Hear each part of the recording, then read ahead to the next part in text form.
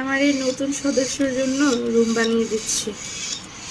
দেখি রুম বানিয়ে দিতে পারিনি।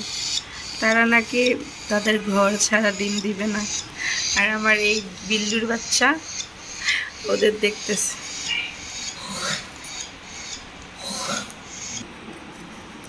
আলহামদুলিল্লাহ বানানো শেষ, দেখি কি করে।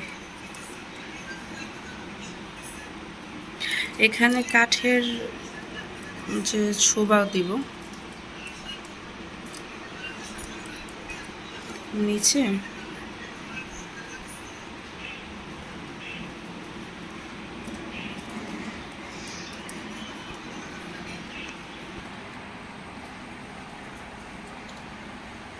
তাদের নতুন সংসার। মাশাআল্লাহ মাশাআল্লাহ।